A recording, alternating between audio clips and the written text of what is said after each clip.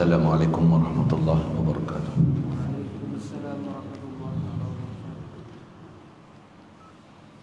Alhamdulillahi rabbil alamin. Wassalatu wassalamu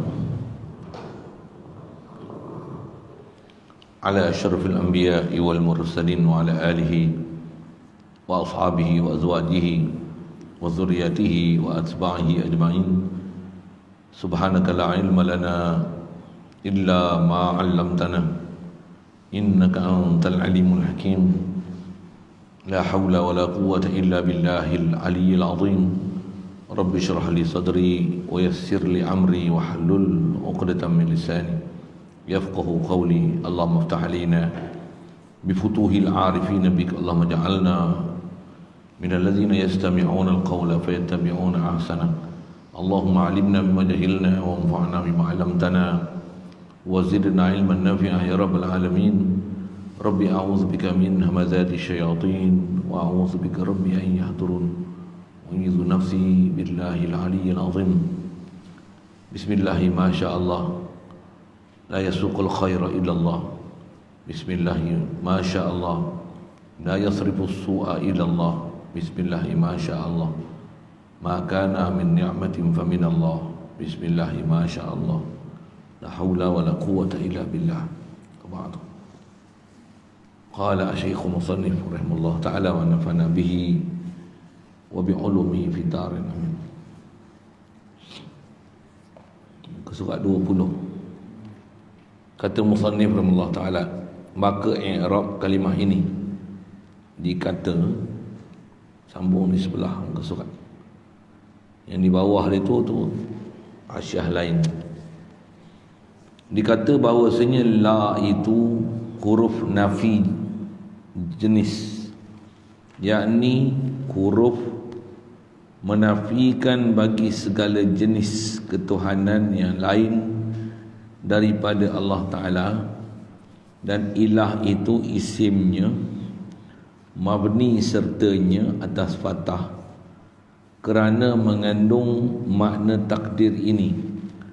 La min ilahin, artinya tiada daripada Tuhan.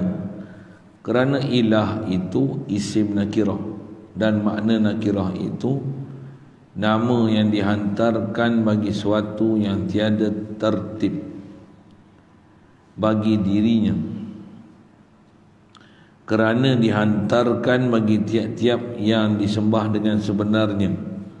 Khabar la itu mahzuf, takdirnya la ilaha mawjudun ataupun maksudun ataupun ma'budun. Illa itu huruf istisna.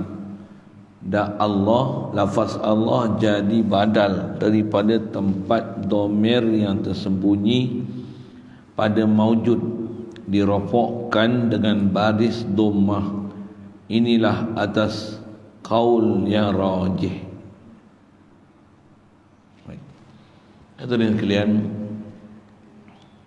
syukur Allah Subhanahu wa taala masih mewujudkan kita atas muka bumi ini. Alhamdulillah. Dapat kita Islam sejak lahir lagi melalui mak ayah kita yang Islam. Lahirnya kita melalui mak ayah yang Islam, dihukumkan berdasarkan syariat Nabi kita Muhammad sallallahu alaihi wasallam ni, kita pun jadi Islam. Alhamdulillah. Nikmat lagi Allah Ta'ala beri kita, limpah kurnia dia semata-mata. Kita dibesarkan dengan nikmat Islam sejak lahir ini, dibesarkan sebagai seorang Islam. Alhamdulillah.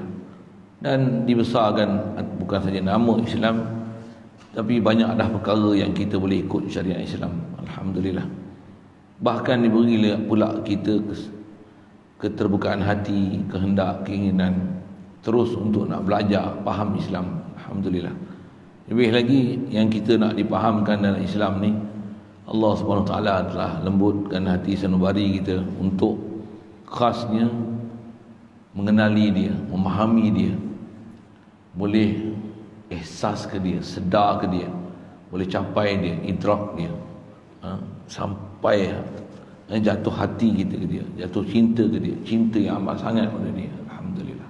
Syukur diberi kita kelapangan masa, keupayaan pagi ini boleh hadir untuk kita nak meneruskan kuliah duha di masjid ini, meneruskan bacaan kitab daripada kitab Udhiyaul Murid karangan Syekh Daud Al-Fatani. Sambungan kita adalah kalian masih kita dalam peringkat pembahasan pertama, pasal yang pertama daripada kitab ni. Itulah beberapa huraian pengarang nak datangkan kepada kita macam mana nak memahamkan maksud la ilaha illallah.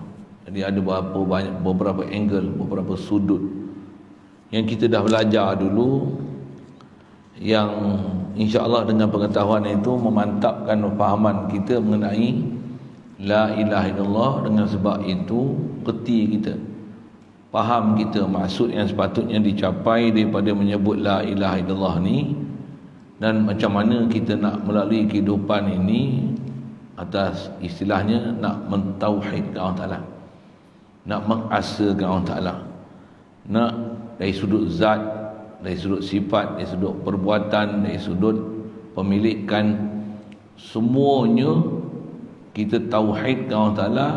Dan makna tauhid ni kita kenal makhluk siapa, letakkan tempat makhluk, makhluk bukan ilah, dan kita mensabitkan, isbatkan, meyakinkan Allah sajalah ilah, dan betul-betul kita faham Allah ilah dari sudut zatnya, sifatnya, perbuatannya, miliknya, yang 24 jam kita nak hidup di atas akidah itu, bersaksi di atas akidah itu, syahadah kita di atas akidah itu, syuhud kita atas akidah itu, bahasa lain istilah ulama muraqabah kita atas akidah itu, realizing kita di atas kefahaman itu. Makhluk tak memiliki ilah sama sekali, Allah jualah ilah. Mudah-mudahan Allah Ta'ala jadikan kita ni makin faham, makin faham, makin faham, makin faham bagaimana kaifiat untuk mentauhidkan dia, insya-Allah. Alhamdulillah. Jadi sambungan kita ni antara perkara yang tak dapat tidak, nisbah ilmu kita nak kena belajar untuk jadi terpelajar dalam bab memahamkan maksud la ilaha illallah ni adalah dengan memahamkan tata bahasa Arab sikit. Istilah yang disebut sini i'rab. Jadi kita nak sambung ni i'rab kalimah. I'rab ni kalau kita belajar nahwu, dia ada beberapa makna, tapi maksud i'rab kita nak bicara ni, i'rab dengan makna tabyinul qawaid. Apa benda tabyinul qawaid tu? Nak memperjelaskan kaedah, ataupun dengan bahasa lain nak menghuraikan formatting dalam grammatical Arabic ni. Apa dia satu-satu binaan yang ada dalam kalimah, khasnya pada la ilaha illallah ni, dengan kita fahamkan fungsi kalimah ni, kerja dia apa, buat apa, untuk apa, isyarat dia untuk apa. Dengan tu baru kita boleh faham sentences yang perfect ni dia menunjukkan makna ke mana. Hanya tu kot campur saya bahasa Inggeris, bahasa Arab tu ikutlah nak telan nak mana kan. Masa saya dah biasa dengan bahasa campur-campur ni, tu nak standardizekan dia dalam bahasa Melayu kan susah sikit. Jadi kita nak belajar i'rab ni, i'rabnya tu. Adapun kita belajar kalau khas ngaji bahasa Arab, i'rab ni dia lawan bagi bina. Macam Zaidun, Zaidan, Zaidin, tu i'rab lah tu. Tapi kalau ja'a bila-bila pun ja'a, dia ada ja'u, ja'at untuk tasrif satu hal, tapi binaan fi'il tetap ja'a, ni mabni ala fathah. Jadi satu hal tu saya sebut sekali lalu gitu saja. Kita tak belajar i'rab bina macam tu, tapi kita nak belajar i'rab ni dengan mana nak mengenal kalimah, struktur kalimah bahasa Arab ni. La satu, ilah satu, illa tu apa, Allah tu, lafaz Allah tu mengikut grammatical Arab nama apa. Tujuan kita nak belajar ni supaya kita boleh faham, oh Yang nak dinafi, la ni nafi jinsi ni, maksud dia macam ni. Illa tu ada bab kita belajar dulu, isbat. Nafi isbat kita dah dengar lah. Yang ni cuma nak tengok nafi isbat dari sudut gramatikal Arab dengan istilah Arab. Adapun kita dah tengok maksud nafi isbat, alhamdulillah dah tengok lah. Tak ingat, rujuk balik lah pelajaran, insyaAllah. Jadi cuba tengok, boleh faham tak boleh faham. Dan faham kita uslub ni tuan-tuan, banyak benda dalam Quran hadis kita boleh faham maksud Al-Quran, maksud hadis, disebabkan kita faham tata bahasa Arab ni, insyaAllah. Kita tengok dulu. Jadi la ilaha illallah ni kita nak belajar 4 kalimah je. Dan nak kena faham sikitlah uslub bahasa Arab ni. La tu apa, ilah tu apa, nanti ada khobar dia mahzuf, ilah untuk apa, lepas tu selepas ilah ni dipanggil mustasna. Apa dia? Jumpa pula nanti panjang umur khas nak cerita tentang istisna aja. Mustasna, mustasna minhu, istisna muttasil, istisna munqati'. Khas tam tu pula. Yang tu satu lagi pembahasan akan datang, insya-Allah. Yang ni pembahasan tak silap saya yang keempat mengenai i'rab. Yang dulu yang akan datang kelima tentang istilah istisna, mustasna, mustasna minhu. Yang ni nak sebut i'rab sudut la nafil jinsi, insya-Allah jumpa lagi. Dulu kita tengok satu sudut nafi isbat. Sebelum tu kita ada tengok belajar ilah hak, ilah batil. Sebelum tu kita ada tengok maksud itu nafikan ketuhanan selain daripada Allah Ta'ala. Maksudnya makhluk pandang pada sudut makna. Makna ni menafikan ketuhanan daripada selain Allah Ta'ala dan mentauhidkan, mengasakan Allah Ta'ala, Allah sajalah Tuhan. Juga dah belajar dulu. Yang tu syarahan sambil lalu saya sebut. Bila sebut tauhid, pandang pada sudut zat, sifat, perbuatan, pemilikan. Yang tu pun dah bahas dah kan. Jadi kita dah bahas 3-4 perkara, 4-5 perkara dah. Yang ni nak tambah satu lagi sudut. Cuma yang ni betul-betul belajar tata bahasa Arab. Cuma Arab pun tuan-tuan kalau tak belajar semua Arab pun, untuk faham la ilaha illallah ni ambil juga sikit sebanyak macam mana nak faham kaedah bahasa Arab tu, insya-Allah. Dan ulama kita ni bila diajar, maksudnya sebaiknya belajar lah. Nak belajar lebih lagi, pergi ngaji khas lah, duduk pondok lah, kena ngaji betul tu. Setidaknya yang ni kena belajar. Siapa? Pasal dia berkaitan dengan la ilaha illallah. Tujuan dia nanti antara lain, pasal kita sebut la ilaha illallah ni selalu, setiap hari dengar. Kalau kita faham makna sekalipun, tapi sebut tak hadir makna dan tak faham, walaupun huraian tauhid kita dah dapat, makhluk tak ada sifat ilah, Allah saja ilah, misalnya katalah gitu, kita pun faham aku ni Allah yang jadi aku, Allah yang wujud, aku tak wujud, dia yang wujud kat aku, Allah yang aku melihat, Allah yang mendengar, Allah yang kedekat kat aku tak ada daya upaya pun melainkan apa yang Allah bagi daya kat aku. Tauhid faham dah, tapi dia sebut la ilaha illallah kosong. La ilaha illallah kosong. Maksud kosong tu, dia tak tahu apa dia cakap. Jadi rugi tang tu lah. Rugi tang mana? Rugi dia tak belajar macam mana untuk menghayati bahasa apa yang dia sebut. Rugi tang tu. Kalau faham bahasa macam mana? Sedap kan? Tengok saya dulu tak faham Urdu ni, tapi dengar lagu kecil-kecil dulu, nak cerita Urdu sikit, nak cerita bahasa sikit. Apa lagu Hindustan, tuan-tuan pun bisa dengar lagu ni. Zindagi ek safar, bisa dengar? Sambung? Berapa bisa dengar lagu ni? Zindagi ek safar esowana, bisa dengar? Budak-budak moden ni tak bisa dengar sikit, dia orang tak tahu lagu tu. Ni zaman saya dengar radio dulu ni. Bukan saya dengar radio, jiran tu bukan. Zindagi ek safar. Hidup ni adalah satu perjalanan. Sedap tuan-tuan punya ayat tu. Ingat ke lagu bodoh-bodoh macam lagu rock ni? Rupanya lagu tauhid tu. Cukup lah saya tanya lebih lagi, jadi lebih lah. Saya nak cerita, dulu tak faham langsung, sekarang kerti lah juga. Sikit lagi Urdu. Henna bolo-bolo. Mesti dengar tu. Papa bolo-bolo. Bolo tu apa bolo? Say disebut. Bolo. Apa cerita ni? Saya dia dulu tak faham Urdu ni, kerti lah sikit je pun kan. Arab, tu tempat kita bicara. Saya nak tujuan cerita bahasa tu. Jadi kita ni kalau la ilaha illallah memang sebut selalu, tapi tak tahu apa. Jadi tak sedap lah. Kalau tahu macam mana? Allah, bestnya betul ni. Dia ibarat dahaga minum air.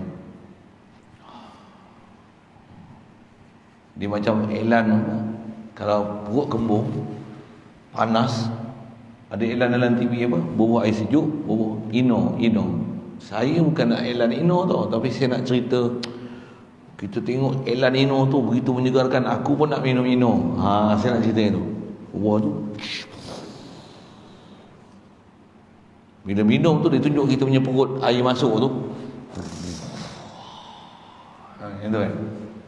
Minum tak jadi ritual kan. Saya nak cerita apa? Macam itulah bahasa kan. Kita faham tu. Ini makna la ilaha illallah punya. InsyaAllah. Tapi kena perhatilah sikit.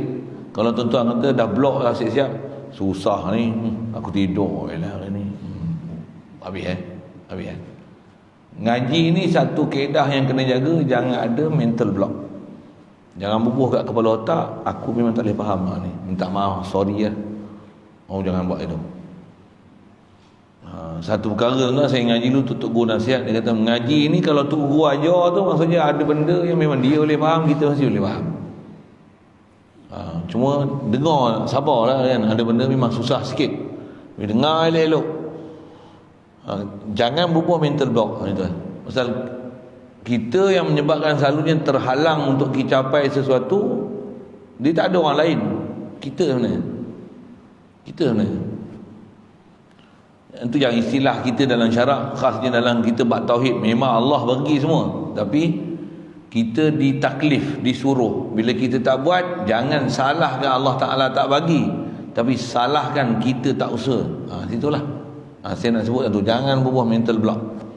Jangan halang tu, aku tak faham dah. Jangan. Okey, cuba dengar, cuba dulu. Sikit saya nak sebut mental block lagi. Nak cerita mental block tu kan. Pasal bab ni kadang memang orang dengar Allah i'rab pula dah. Dia dah dengar tu pun dia rasa susah dah. Saya sebut cerita pengalaman kita sebagai mak bapak dengan anak-anak. Anak ni kadang-kadang ada benda dia tak pernah makan.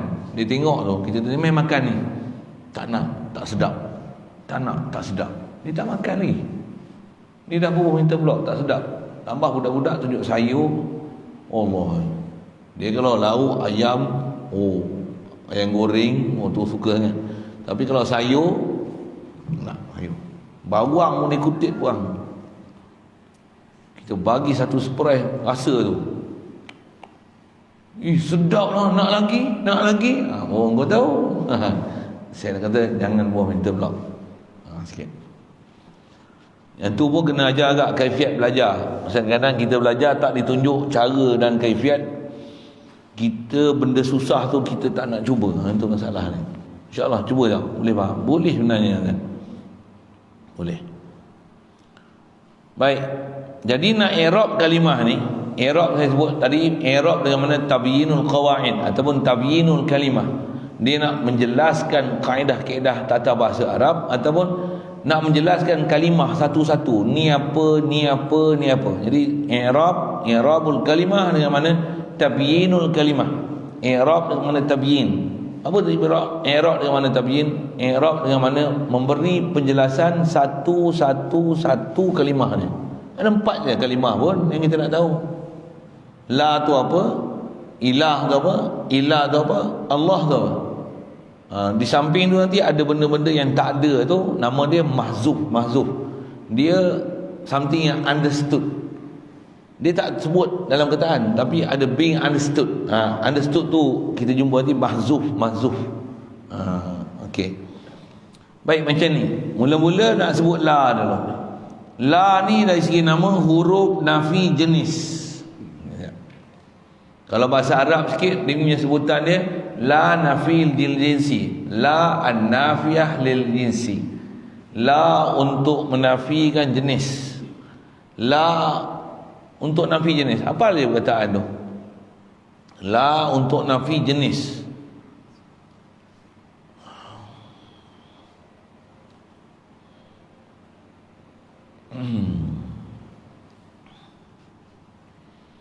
Kalau nafi jenis ni, kalau dalam uslub kita penggunaan bahasa Melayu, apa dia? Cuma Melayu dia tak ada kaedah tata bahasa khas dalam bab ni. Cuma amalan ada dari segi praktikalnya. Kita kata apa? Tak ada makhluk yang hebat melainkan Muhammad sallallahu alaihi wasallam. Dia lah tu. Maksudnya nak nafi makhluk yang hebat. Tak ada satu pun makhluk hebat. Jadi maksudnya apa? Nafi tu. Nafi apa? Jenis, nak nafi jenis makhluk ni atas nama hebat ni tak ada, melainkan saya nak tiru uslub la ilaha illallah tu lah. Nafi jenis. Islam datang dari segi hukum kalau ikut, di atas Allah Ta'ala bagi ikhtiar kat kita, dah jelas hak dan batil. Nabi Rasul ni mesti bawa benda betul, tapi di atas dia bagi akal kat kita, untuk kita bertindak. Pilihan kat kita, kau nak ikut hak ke batil. Kau ikut batil, siaplah tempat kau neraka. Ikut yang hak, memang janjian dia syurga, boleh berjumpa dengan Allah Ta'ala, melihat Allah Ta'ala dalam syurga. Ada janji macam tu. Asal saya nak sebut ialah di atas kata datang agama Islam ni, dia bukan paksa orang masuk Islam, tapi bila dah jelas penjelasan Islam ni, kau kena ikutlah yang betul, tinggalkanlah yang tak betul. Jadi dalam Islam kita sebenarnya bukan ada istilah paksa. Kau dengar dia elok, faham ni, memang kau akan ikut Islam. Nak cerita apa? La ikraha fid din. Nafi jenis tu. La itu nafi lil jinsiyah. Ikraha fid din. Islam ni tak ada istilah paksa sebenarnya. Dia bukan istilah paksa. Nak urai-urai tu macam-macam, tapi saya nak sebut dalam Islam dia ialah mengajar satu prinsip, bagi penjelasan sejelas-jelasnya. Sepatutnya di atas kita kena ikut apa yang betul, tinggalkan apa yang salah. Di atas kata mesti ikut yang betul, tinggal yang salah. Jadi untuk kita supaya mengekalkan yang betul itu adalah ikut, yang salah itu akan ditinggalkan. Ada orang nak ikut juga yang salah, kena ambil tindakan kata. Yang tu yang ada hukum potong tangan, sokotan, sebat, bunuh, kisos. Apa? Pasal dah tak makan ajar lah. Dah bagi penjelasan yang tu pun tak mau ikut juga. Asal agama kita la ikrah fid din. Tak ada langsung bab paksaan. Semua bagi penjelasan. Qad tabayyana ar-rusydu minal ghayy. Sikitlah sekali lalu rakyatnya tu. Saya nak cerita apa? La nafil jinsi. Tak ada Perdana Menteri yang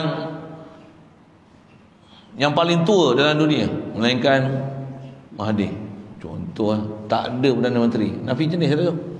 Jenis Perdana Menteri tua tak ada dalam dunia melainkan Mahathir. Contoh lah kan. Tak ada mantan menanti jadi PM paling lama melainkan Bannon dia. Bannon. Contoh lah kan. Contoh. Tak ada satu pertumbuhan ekonomi yang paling maju dalam dunia melainkan tabung haji. Contoh lah kan. Kan? Itu nafi jinsi lah tu. Nafi jinsi. Tak ada satu malaikat pun yang derhaka pada Allah Ta'ala. Tu nafi jinsi tu. Tak ada makhluk yang boleh jadi Tuhan. Nafi jinsi lah tu. Tak ada Tuhan yang akan jadi makhluk. Nafi jinsi lah tu. Tu dia tu. Itulah istilah La huruf nafi jenis. Kalau kita di rumah kita, tak ada siapa pemalas boleh duduk rumah ni. Menafikan pemalas tu daripada sini. Rumah ni nak duduk kena orang rajin.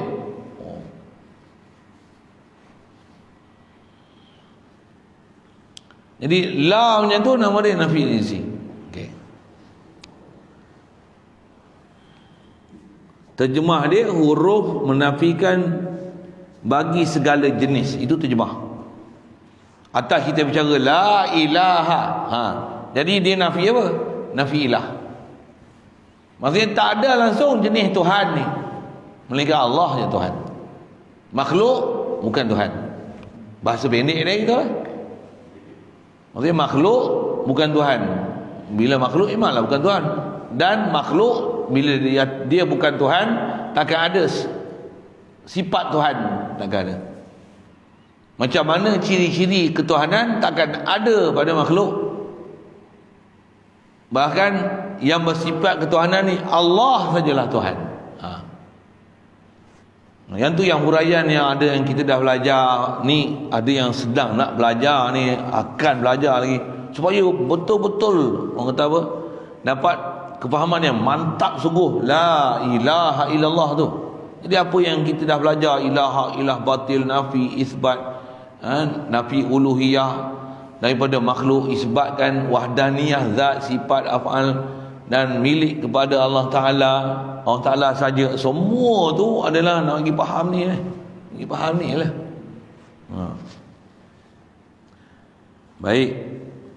Jadi atas sebut la, kita baru sebut la nafi lil jinsi. Dan bila dia nak nafi jenis apa yang dia nak nafi? Siapa isim yang duduk di depan dia. Jadi kalau saya sebut gini dulu, la ni huruf,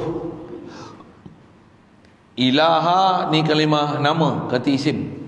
Kalau bahasa orang Melayu, tata bahasa Melayu, la sendi kata, dia sendi sebenarnya.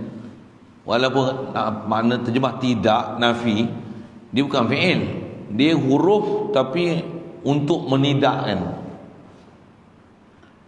Dia dalam kategori bahasa Melayu sendi kata lah, dia sendi kata sebenarnya. Dia bukan kalimah nama, dia bukan perbuatan. Kalau saya mengiyakan, mengiya tu ya, itu perbuatan. Menidakkan itu perbuatan. Tapi ni la nafi. Atas nama struktur huruf dia nafi. Di huruf. Ilah huruf, ilaha tu kalimah nama, isim. Ilah tu huruf, Allah tu isim. Jadi dua isim, dua huruf. Satu huruf la, nama huruf nafi, jumpa nanti ke depan dia sebut. Ilah tu huruf istisna. Ilah tu satu kalimah nama, isim. Allah satu lagi kalimah isim, kalimah nama. Cuma sikit awal sebut ilah ni nama dia nama am, Allah ni nama khas. Kalau bahasa Inggeris nama am, nama khas tu la ilah ni common noun, Allah tu proper noun. Sikitlah sekali lalu. Telan lah mana satu, tuan-tuan boleh telan. Takkan cakap Melayu apa pun tak kerti kan. Tu ngaji apa, tu yang tak mengaji tu, tuan-tuan dah minta blok. Belajar apa lah hari ni, proper noun, common noun, nama am, nama khas. Dulu pun tak minat mengaji akademik. Ingat ke main pondok nak ngaji agama je, ingat tak payah mengaji tu. Jaga tak, tu pun betul kan juga. Saya sebut ni pasal saya ngajar budak pondok, saya selalu sebut itu. Tak apa. Dia orang ni, budak pondok ni, ada yang budak pondok, dia memang main pondok, dia istilahnya tak nak ngaji akademik. Dia boring ngaji akademik. Dia ingat ngaji pondok ni, duk hafal doa tahlil, zikir, kira pandai lah budak pondok. Tak mahu kan. Duduk pondok lagi mencabar lah. Kalau kita duduk bahasa Inggeris, kita tak nak ngaji bahasa Inggeris. Duduk pondok ngaji bahasa Arab tu. Bahasa Inggeris dengan bahasa Arab lagi apa nak sebut lagi complicated yang tu kot. Nak kata complicated tak. Dia mula-mula susah, tapi kalau faham lagi senang bahasa Arab daripada bahasa Inggeris. Dengar saya sebut. Saya bahasa Inggeris sampai tadi ada benda yang saya tak boleh fahami, tapi bahasa Arab saya boleh fahami. InsyaAllah faham. Faham betul. Saya apa? Mula-mula susah faham, tapi dah faham macam mana? Faham Arab ialah faham paling best sekali. Satu, Quran turun dengan bahasa Arab. Sikitlah ke sana. Jadi nak cerita apa? Kalau tuan-tuan nak hantar anak pergi pondok, jangan anggap pondok ni tempat penjara untuk relax-relax ataupun tempat tempat untuk nak mati beramal aja, ya tak? Arwah parti, arwah tu guru dulu pantang kan, kalau main pondok tujuan kata untuk main sembahyang jemaah, nak ambil berkat, mengaji pondok. Itu kata dia orang nak mati. Pondok ni tempat orang nak hidup. Nak dengar ayat ni. Nak bagi hidup hati sanubari, nak hidup bagi reti agama, nak ajar orang yang hak mati hati, mati agama tu supaya dia hidup ada agama. Ni semua mengaji ni nak bagi dia hidup agama. Dia kelik rumah esok, dia ajar kelik orang bagi ada agama. Ni pondok. Bukan pondok ni mari untuk nak mati. Tak ada apa dah, pencen dah. Dapat dengar mengaji pun boleh lah, nak faham tak apa nak boleh dah. Kalau saya kat pondok lu, tok-tok tua ni dah tua, gigi tak ada. Dok gobek Penang. Go back. Itulah go back tu. Bunyi orang putih je lah. Go back. Saya pun tak tahu. Arwah Pak Teh tahu bahasa Inggeris tu. Go back tu panggil go back kan. Tu kan. Go back. Tu tak pun tak tahu go back apa dia. Apa saya nak sebut ni? Pondok bukan untuk orang nak mati, untuk orang nak hidup. Ngaji itu nak pergi hidup kita dulu. Kita dah hidup je nak bagi orang lain hak mati tu. Hidup. Kasar sikit lah bagi orang lain nak mati tu. Orang lain mati tu kan. Allahu Akbar. Jadi asal nak sebut tahu nak, pondok jangan duk anggap tempat nak bagi habiskan sisa-sisa hidup nak mati. Pondok ni nak tempat melahirkan ahli ulama tu, tutup guru, pasal orang tua dulu. Nak bagi orang yang tu, bagi orang tak reti nak reti jadi tutup guru main. Walaupun apalah kita sangat tak tempat dia tu. Apa benda yang diajar tu. Baik. Asal saya masih duk cerita lah. Jadi saya duk cerita ada isim, ada huruf, ada nama-nama orang putih sikit tu lah. Jadi saya pun sebut la tadi.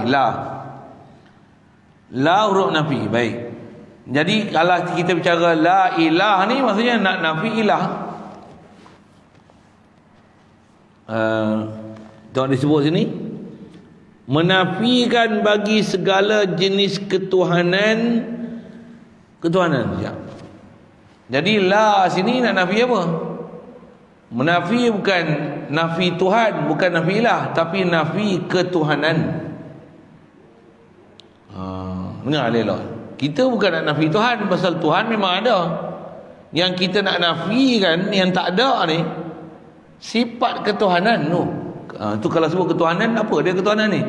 Sifat ketuhanan takkan ada melainkan hanya pada zat yang bernama Allah. Tu. Yang tu kita dah belajar awal-awal kitab dulu. Cuma bila mula mengaji kadang-kadang ni tak faham lagi. Okey, ambil situ. Nafi tu nak nafi apa? Kalau atas istilah menafikan uluhiyah daripada maksiat Allah. Nak isbatkan uluhiyah kepada zat yang bernama Allah. Okey.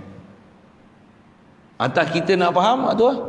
Jadi nak nafi tu walaupun sebut la ilah, bukan nak nafi Tuhan tapi menafi ketuhanan. Jadi apa beza Tuhan dengan ketuhanan? Tuhan, zat Tuhan tu tak dikatakan satu isim, melainkan maksud daripada isim adalah musamma. Boleh? Faham saya sebut itu? Bukan nak nafi Tuhan. Tuhan memang kita tak kata ada Tuhan selain pada Allah Ta'ala. Dah lama dah faham macam tu. Tapi masalah kita apa dia? Yang bukan Tuhan, yang kita duk rasa ada sifat Tuhan. Itu masalah. Dan masalah ni bukan saja kat kita, silap, bukan saja dekat orang kafir. Kat kita pun masih lagi ada, belum jelas lagi. Maksud la ilaha illallah ni nak kata kita bukan menafi ada Tuhan selain pada Allah Ta'ala, tapi kena nafi Sifat ketuhanan tu bukan saja sifat ketuhanan tu tak ada pada selain pada Allah Ta'ala. Kalau orang kafir kan dia letakkan Tuhan berhala, macam kita belajar yang lepas, ilah batil tu pada dia faham Tuhan. Tak mana dia faham sifat Tuhan, bahkan dia faham zat diri itulah Tuhan. Bahkan mereka pun rasanya tak sebodoh itu. Kalau kita kata buat sembah, berapa sembah patung? Kata dia, kita bukan sembah patung. Patung ni sebagai tempat letaknya, bagi sebagai wasilah ya, campur Arab lah sikit tu. Ini sebagai letaknya, tapi sebenarnya kita sembah itu Tuhan betul punya. Ini kasih letak juga. Kalau tidak tak tahu, tak ada letak apa, tak tahu nak tawajuh ke mana kan. Kasih letak depan. Sebenarnya kita pandang itu Tuhan satu juga. Dia pun cakap macam tu dengan ni. Kalau itu samalah dengan kita. Tak sama, jauh sangat. Okey, saya nak sebut ni, kita tak ada lah arca-arca macam orang kafir tu. Tapi kita ni nak sebut tahu mana? Ketuhanan tu kita tak faham ni. Kita nak kata zat Tuhan selain pada Allah Ta'ala memang tak ada. Kita tak pernah ada faham macam tu, alhamdulillah. Tapi kita dah faham makhluk ni, dekat makhluk ni ada sifat ketuhanan. Makhluk boleh beri bekas, makhluk boleh menyembuh, makhluk boleh beri manfaat, makhluk boleh berada, boleh berdiri sendiri, makhluk boleh memiliki sendiri, makhluk ada, makhluk melihat, makhluk mendengar. Kita duk rasa makhluk ni seolah-olah makhluk tu bizatihi, dengan zat dia adalah diri makhluk tu sendiri tanpa ada hubungan dengan Allah Ta'ala. Ini masalah dia.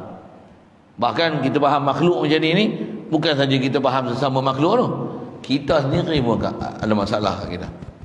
Diri kita sendiri pun kita belum rasa kita ni makhluk. Walaupun sebut mulut makhluk, tapi sebenarnya kita belum memahami lagi yang kita ni adalah makhluk. Belum cerah. Macam apa? Huraian ketuhanan tu kita tak faham. Walaupun ada CP saya duk sebut selalu, saya ngaji pun tertunggu duk sebut, saya sendiri dulu pun duk dengar, rasa macam faham dah. Kita tak faham lagi. Dia memang satu tahap yang kita akan sampai tahap kematangan tu, baru sampai tahap tu. Ya Allah, lama dah dengar ni. Dia bawa dah satu hari tu yang kita akan kena tersetak tu. Dengar dah. Hari ni rasa baru faham betul. Nah, saya sebut lagi. Tu rasa dah faham dah. Ngaji lagi dengar. Hari tu rasa faham dah. Hari ni lagi faham. Ya. Memang faham macam ni kan. Dia ada peringkat dia. Ada step dia. Ada stage dia. Khasnya kita nak faham dalam bab-bab ketuhanan ni, masya-Allah. Jauh dengan pasal setiap orang, setiap hari, hatta para malaikat ni, pasal malaikat Allah Ta'ala bagi akal kat dia, bagi roh kat dia. Cuma dia tak ada nafsu. Istilahnya makin apa tanggungjawab yang sepatutnya dia kena buat, dia buat, makin dia mengenal siapa Allah Ta'ala. Apatah lagi kita. Apa saya nak sebut tu syarah lagi ke sana sangat. Asal saya nak sebut ialah nafi ketuhanan tu. Jadi la ilaha tu nak menafi tu, nafi apa? Bukan nafi Tuhan, tapi nafi ketuhanan. Tu tak bagi beza tu. Kalau saya kata macam ni,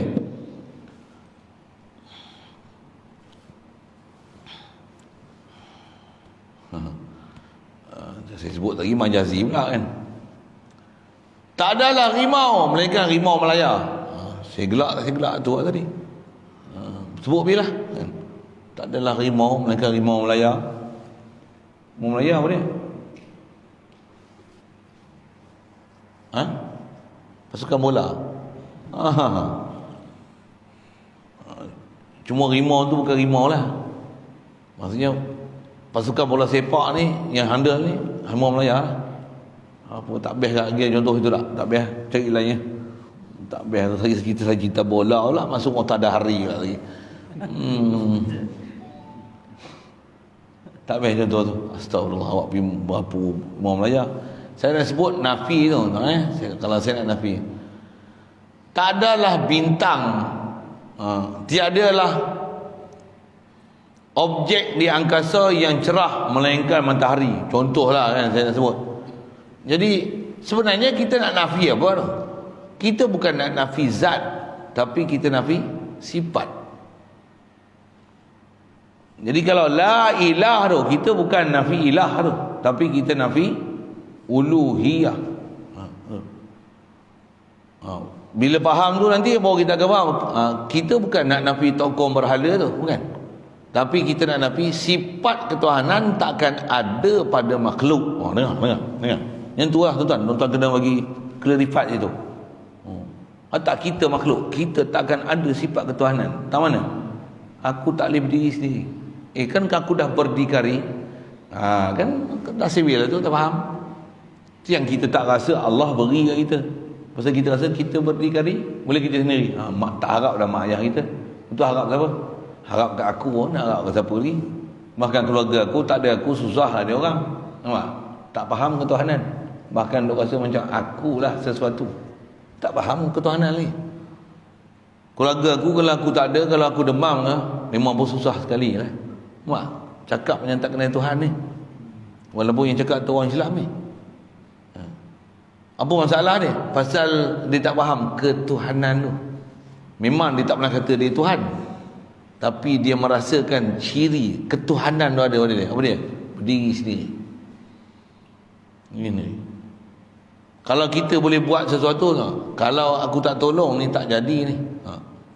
Jadi dia akan rasa seolah-olah memang maksudnya orang lain ni semua berhajat kat dia. Dialah penunai hajat. Dia tak kata dia Tuhan, tapi dia akan rasa pergantungan orang lain dekat dia, dan dialah akan menyelesaikan urusan orang lain. Inilah nama dia sifat ketuhanan. Ni nama dia sifat ketuhanan. Saya bagi umum bahasa gitu, sifat ketuhanan. Kita duk rasa macam tu kat kita. Bahkan itu kita rasa kat kita, no? Kita sakit makan ubat. Memang itu prinsip kita kan. Orang kafir pun macam tu, orang Islam pun macam tu. Tapi beza orang Islam dan orang kafir macam mana? Jangan duk faham ketuhanan pada ubat. Kalau kita kata tak ada ubat ni, tak tahulah macam mana. Seolah-olah ubat ni lah diri dia, zat dia. Ada sesuatu. Inilah faham ketuhanan pada makhluk. Salah tu. Kita kata apa? Sebab sembuh kena makan ubat ni. Yang bagi sembuh Allah. Sebab ni makan ni. Kita mesti atas jalan macam tu nak jadi orang Islam, orang beriman. Macam ni baru nama mukmin. Yang ni baru istilahnya yu'minuna bil ghaib, yu'minuna billah, yakin dengan Allah Taala. Baru nama yakin dengan Allah Taala. Kalau tidak, kita istilahnya yakin dengan makhluk, i'tiqad ke makhluk, bergantung ke makhluk, bahkan istilahnya menyembah makhluk. Cuma kita tak pergi sembah lah ubat macam ni. Istilahnya isbatu ma'budain, isbatu ilahain isnain. Isbatkan dua ilah. Dua ilah tu apa? Allah dan maha Allah. Sekali pun pada ubat. Kita misalnya kena PKP, tengok darurat. Contoh darurat tu satu hal. Pasal tak boleh buat pilihan raya atas kuasa agung, contoh lah kan. Isu semasa sikit lah. Darurat tu PKPD. Kena bubuh jalan raya, kena tanya nak pergi mana, kelulusan polis. Susah lah. Kita tak susah pun macam apa? Duit 4 juta dalam akaun. Susah apa? Nampak? Kita tak sembah duit tu, tapi kita ada itikad dengan duit ni. Aku tak ada risau pun. Kita tengok orang lain susah hati ni, macam mana? Kita kata lah korang tak ada apa-apa, aku duit banyak 4 juta lah main. Tak ada susah hati pun. Tengok orang lain semua muka berkerut lah, susah lah, duit tak ada, nak kerja tak boleh, bisnes pun tak jalan, dah 7 bulan dah ni tak jual barang. Kita tengok orang semua berkerut darilah apa-apa. Kita tak relax, tenang je. Tatma'innul qulub. Duk ingat bizikrillah. Bizikri duit. Jadi tak faham juga la ilaha illallah. Bukan suruh buang duit tu dalam parit, bukan. Betulkan kaifiat. Betulkan kefahaman ilah tu. Inilah nafi jinsi ni. Jinsi yang kita nafi ni apa? Nak jinsi apa? Nak nafi jinsi apa? Sifat uluhiyah, menafi ketuhanan. Besar tu menafikan sifat ketuhanan. Menafikan zat Tuhan, kita memang dah nafikan. Tak ada selain daripada Allah. Dia sajalah zat yang bernama Tuhan. Yang tak selain daripada itu tak nama Tuhan. Bahkan kita tak nama, tak bubuh pada selain daripada Allah Ta'ala. Cuma sifat ketuhanan kita ada kat makhluk. Itu masalah dia. Itu masalah dia. Jadi saya huraian tu nisbah kita nak faham ketuhanan tu yang asal kita bicara la nafi lil jinsi. Ilah tu, ilah benda yang nafi. Nafi pun bukan nafi Tuhan, tapi nafi kalau istilah Arab dia bukan nafi ilah, tapi nafi uluhiyah amma siwahu. Tu kita dah jumpa awal kitab. Tak ada buka balik. Kalau kitab kita ni tengok dia punya Arab dia sebut muka surat 8 tu.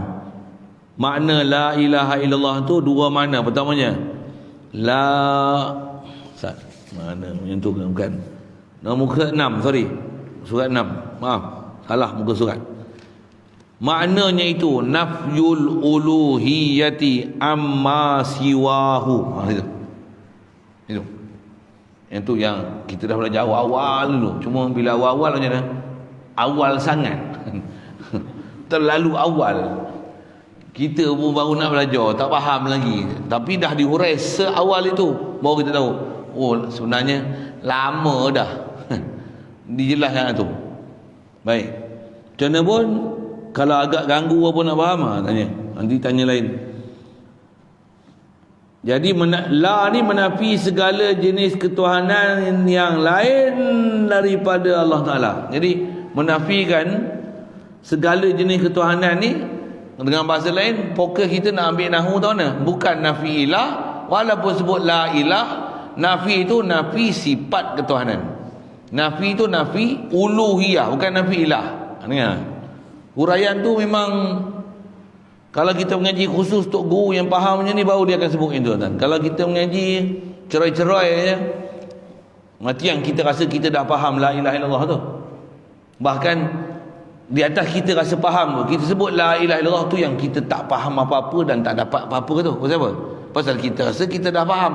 Tapi bila faham, tapi kefahaman yang sepatutnya dapat, tak dapat. Dan tak dapat apa-apa pun bila sebut la ilaha illallah tu menunjukkan belum faham. Kalau kita dah faham la ilaha illallah, cukuplah. Tak payah hurai kalau dah faham tu. Pasal apa? Memang dah faham betul lah la ilaha illallah ni. Bahkan ringkas Allah yang faham sajalah. Apa dia? Allah je ilah, makhluk bukan ilah, makhluk takkan ada sifat uluhiyah sama sekali. Oh, faham dah? Oh, cukup. Macam tu cukup lah. Jadi saya sebut tu, saya faham tu, saya sebut tu.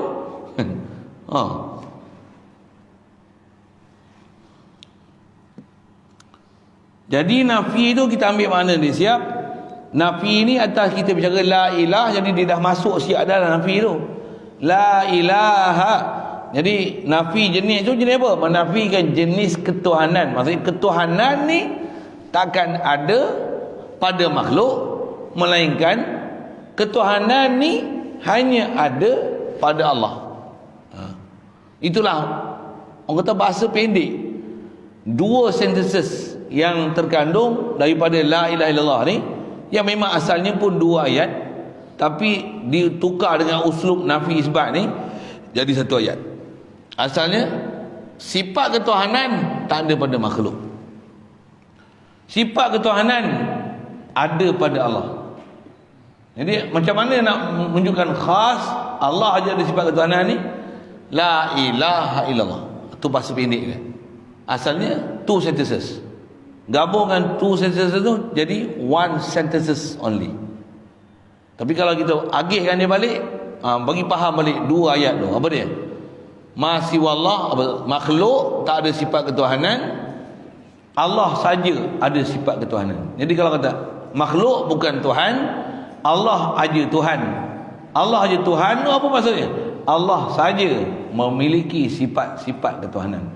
Makhluk mahasiswa Allah ni takkan ada sifat-sifat ketuhanan. Arab dia makhluk takkan ada sifat uluhiyah. Itu istilah Arab. Boleh. Masuk ke depan isim lagi, saya nak cerita bagi contoh dengan uslub bahasa nahwu ada dalam hadis, sikit banyak Quran sebut. Dan ilah itu, dia sebut ilah pula. Ilah ini isimnya, yang ni telan je lah dengar dia sebut nama. Ilah ni isim bagi la, saya baca dulu. Yang la ilah ni mabni sertanya serta la. Istilah mabni ni selepas pada la ni mesti sentiasa selama-lamanya. Kalau la ni la nafil jinsi, isim selepas dia mesti sentiasa dibina di atas baris fathah, baris atas. La ilaha, la ikraha fid din, la dororo, la diroro, la wasiyata liwaris, la zulmal yaum, la zulmal yaum, la haula, la quwwata. Tengok baris tu, semua baris fathah, baris atas tu. La haula wala quwwata. La apa lagi yang bisa jumpa? La ilma lana, la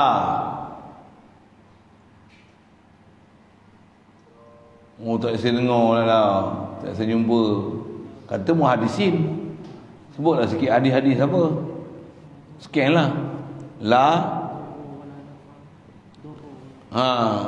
La darra wala naf'a. Itu kalau jumpa yang tu kan ada wala darra wala naf'an, itu lain dah, tanwin. Ni cerita yang tak ada tanwin ni. Yang kita selalu ungkap sebut la haula wala quwata. Yang kita biasa dengar la ilma lana. Ada lah tu. Tak kenal dia macam mana la nafil jinsi ni? Ada kalimah isim dia situ, dan dia common noun, isim nakirah, nahu dia. Baris dia di atas. La wasiyata liwaris. Jadi nak sebut kata hukum isim. Jadi atas nama la ni, isim selepas dia nanti akan jadi isim la nama dia. Masa kerja la ni macam mana kerja inna wa akhawatuha, tansibul isma wa tarfa'ul khabar. Yang tu tuan-tuan nak dengar kok muntah hijau sikit. Pasal bahasa Arab dia ada kaedah-kaedah macam tu. Yang tu biarlah. Tuan-tuan tak boleh faham isim-isim apa tu, biarlah. Tapi kena faham macam ni. La tu huruf nafi. Kalimah yang isim selepas dia kalau di isim, cuma pastikan di isim. Kalau dia fi'il lain, la ya'lamul ghaiba illallah.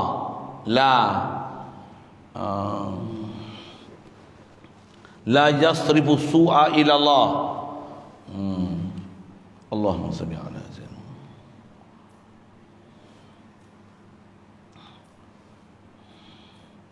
La ta'kulur riba, tu lain pula kan.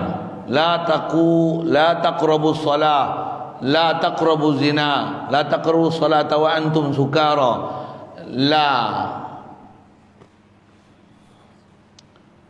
tanha an khuluqin wa ta'tiya mithlahu. Panjang cerita tu kan. Atas nak, kalau nak ambil kawan tu mesti selepas la ni kalimah isim. Ambil ya tu kan. Isim ni kata noun, bahasa orang putih. Atas kita nak faham ni khas yang sebut ilah, kita bicara tu kita baca dulu tadi, mabni sertanya atas patah kerana mengandungi makna takdir. Tu makna takdir pula, itu dulu. Jadi saya nak bagi contoh apa lagi? La nafil jinsi ni. Tadi saya dah sebut beberapa contoh. Kalau sebut la ilma lana, apa maksud ni? Tak ada sama sekali jenis ilmu dekat kita. La ilma tu apa? Bukan orang alim, tak ada. Bukan cerita orang alim. Tak ada sifat ilmu ni, tak ada langsung dekat kita. Illa Allah, melainkan Allah saja zat yang mempunyai sifat ilmu. Dengan sebab itulah Allah saja alim. Kat kita bila la ilma lana, kita bukan alim, kita orang yang diberi ilmu. Saya sebut dengan bahasa Malaysia macam itulah. asal saya nak sebut la ilma. Tu kalau faham la ilma ni satu, kalau kita rasa kita ada ilmu, salah lah. Mesti faham apa yang ada pada aku ni Allah yang beri pengetahuan. Sebab dia otak, akal. Sebab dia guru. Sebab dia hafal. Itu sebab. Yang beri Allah. Sifat ilmu tak ada dah kita. Yang ada kat kita makhluk mesti ni sifat asal makhluk. Apa dia? Jahlu. Kita bila jahlu sifat kita jahil. Ilmu ni Allah saja ada ilmu. Ni ada ilmu. La ilma lana illa ma 'allamtana. Melainkan apa Allah beri kat kita. Sikit. Yang inilah uslub la ilaha illallah, yang uslub yang sama kalau nisbah kita nak hadirkan di hati dan kaifiat untuk supaya mentauhidkan Allah Ta'ala, bab zat, bab sifat, bab perbuatan, bab milik. Kefahaman pada la ilaha illallah ni bawa dalam seluruh kehidupan kita. Itu dunia kaifiat dia. Pasal saya ajar ni ajar format. Ajar format. Faham format ni tuan-tuan boleh bawa format. Cuma tuan-tuan punya fahaman tu betul tak betul, semak.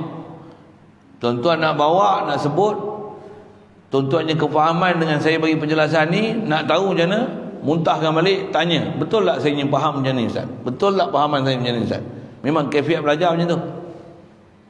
Cuma saya kalau kat pondok ada benda saya ajar, saya tanya balik, faham macam mana? Sebut satu ayat. Misalnya kalau kat pondok ni tak ada lah yang boleh jadi imam melainkan dia, orang lain tak boleh jadi imam.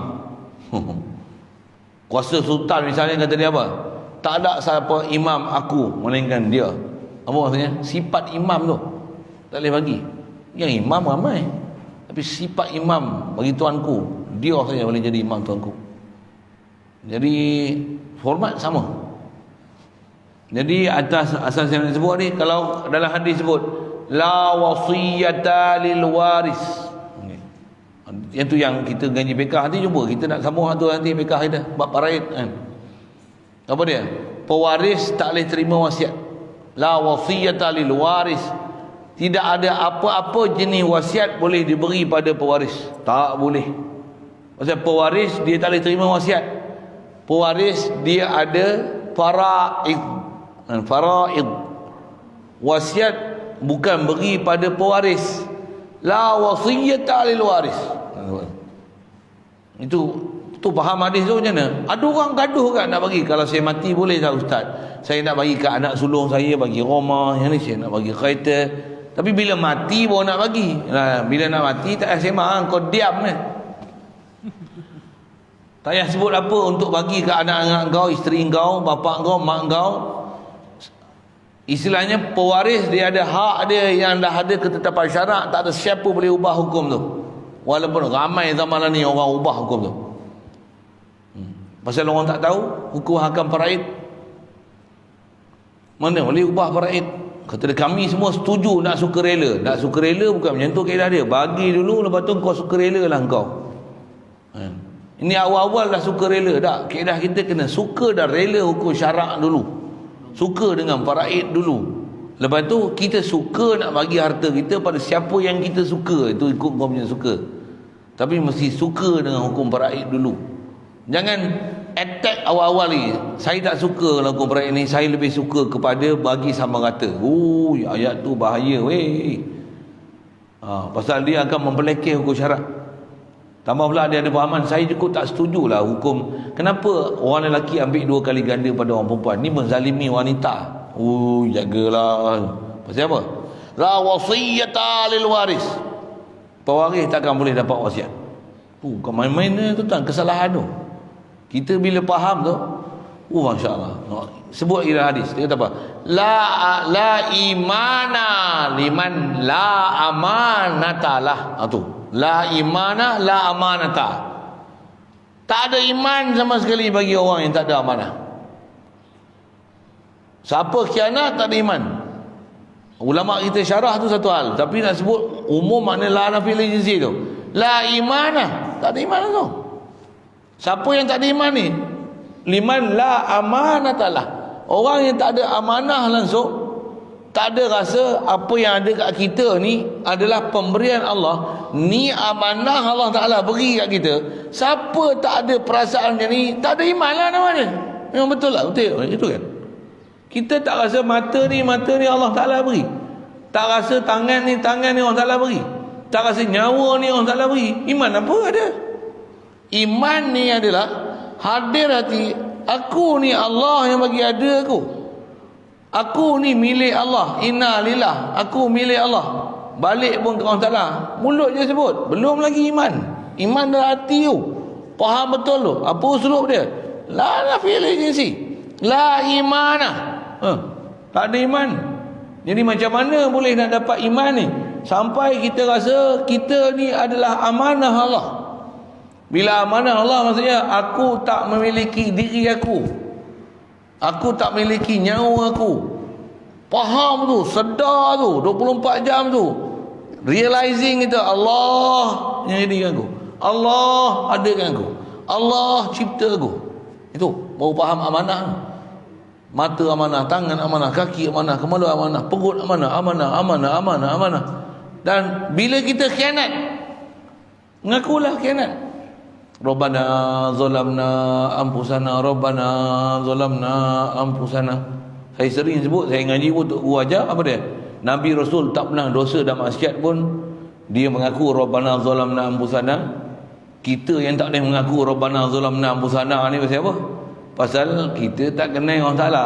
Kita belum faham ketuhanan tu, dan kita belum ada sifat kita pengkhianat di atas amanah Allah Ta'ala beri. Nabi Rasul dia sedar apa Allah Ta'ala beri kat dia. Dia sedar apa tanggungjawab dia kena tunai. Dia memang telah tunaikan segala tanggungjawab. Tu pun dia kata dia masih khianat lagi. Itu kata kita belum kenal Allah Ta'ala. Kita belum ma'arifullah haqqa qadri. Belum kenal Allah Ta'ala, kenal sekenal-kenalnya. Belum lagi. Jadi jalan nak kenal tu apa? La nafil jinsi. Tajam. La imana liman la amanah. La amanah ta'ala. Saya sebut tadi bab wasiat, bab iman. Dalam ajaran Islam, la dororo wala diroro, dalam hadis Nabi SAW. Hadis itu kita belajar di 40, pendek hadis tu. Hadis itu mengajar dua prinsip agama Islam kita. La dororo wala diroro. Saya nak syarah ni, nak syarah apa? Saya nak syarah la nafili jinsi. Saya nak syarah tu. Untuk faham tu, tuan akan faham besarnya la ilaha illallah ni maknanya ya. Tujuan ayat tu. Cara pahaman tu, kalau tuan-tuan boleh faham mana-mana salah satu daripada huraian tu, pasal nak faham ketuhanan ni, fokus pada ketuhanan je. Kadang-kadang kita tak nampak nak faham ketuhanan tu macam mana. Saya ceritakan kepelbagaian nafi jinsi tu, mudah-mudahan boleh memahamkan kita. Jadi satu tanda tanya kat kita kalau kita tak faham lagi. Apa dia? Apa dia ketuhanan ni yang aku sentot sangat tak faham ni? Boleh fikir. Sedangkan makna besar ketuhanan tu. Asal saya nak sebut tadi la wasiyah, apa saya sebut tadi? La dororo wala dirar. Dua tu tepat. La dororo ni daripada darra ya dirru dararan. Apa maksudnya la dororo?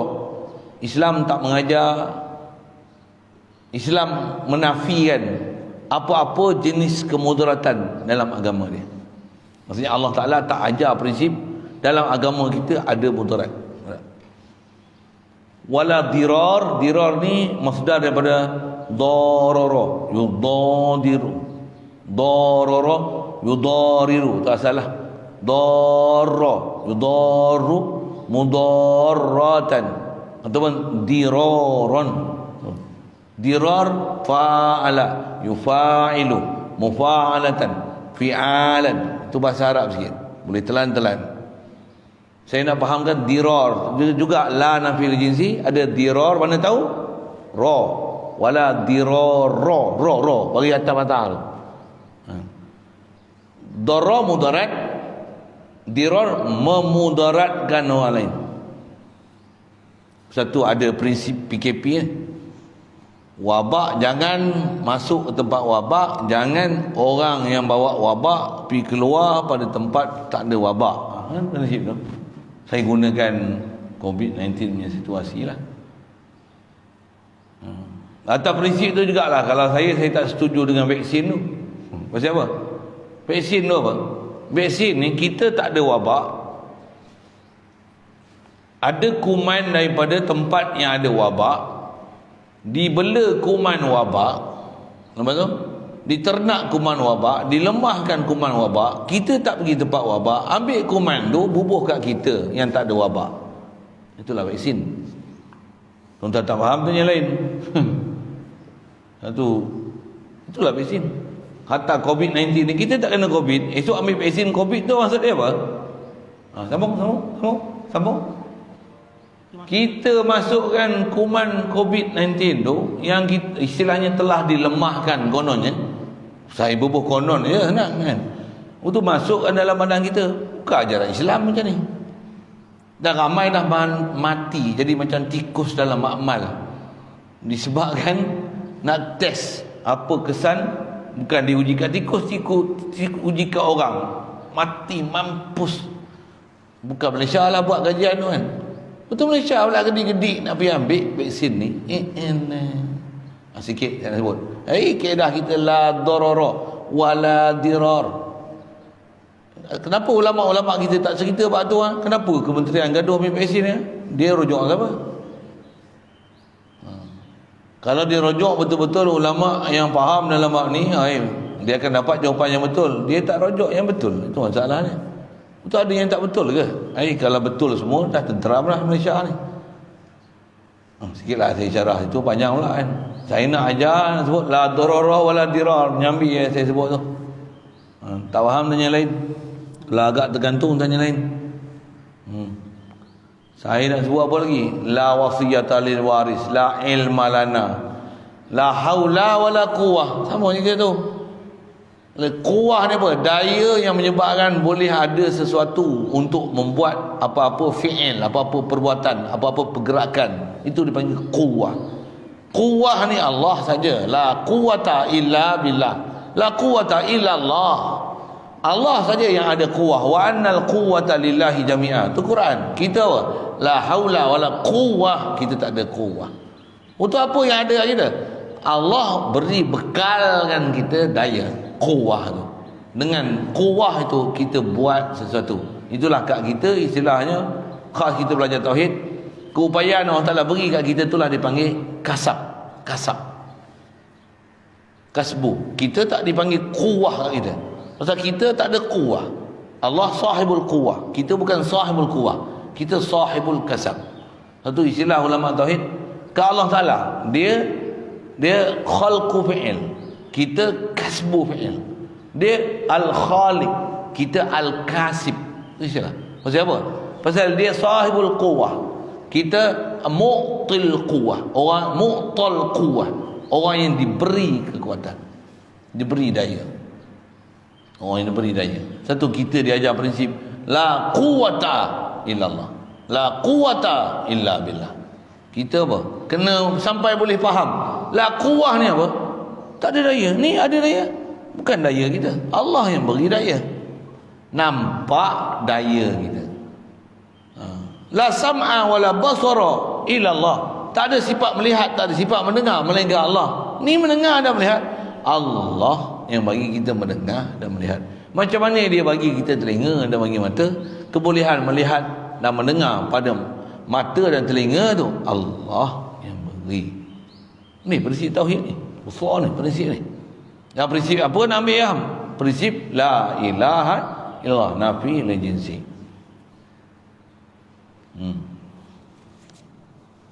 Saya ngaji dulu, mula-mula ngaji dalam bab ni kan.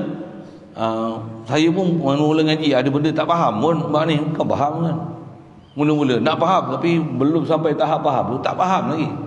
Jadi tok guru ajarlah zikir, antaranya dia ajar zikir apa? La ilaha illallah. Nak hadirkan apa? Hadirkan bab wujud sudahlah. La ilaha illallah. Ada apa? La wujuda illallah. Tak ada wujud melainkan Allah. Tak ada wujud melainkan Allah. Ni wujud macam-macam ni.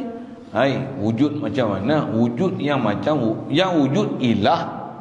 Wujud ilahiyah tahu mana? Wajib wujud. Itulah maksud tak ada wujud melainkan Allah. Wahdatul wujud. Kalau nak guna bahasa tu. Asa kan wujud. Bahkan wahdatul sifat. Asa kan sifat. Bahkan wahdah kan af'al.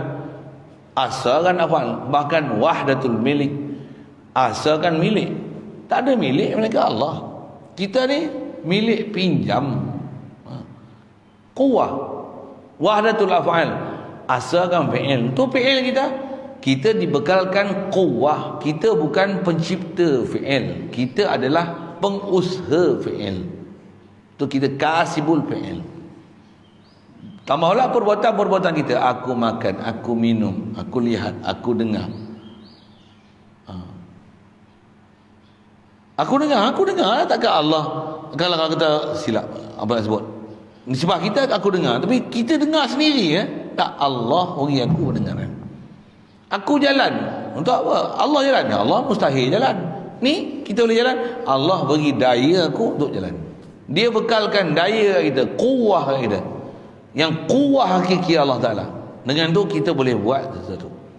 Saya nak memahamkan uslub la ilaha illallah tu pakai semua. La wujud illallah, la qidama illallah, la baqa'a illallah. Habis kita ambil bahasa mudah ya tuan.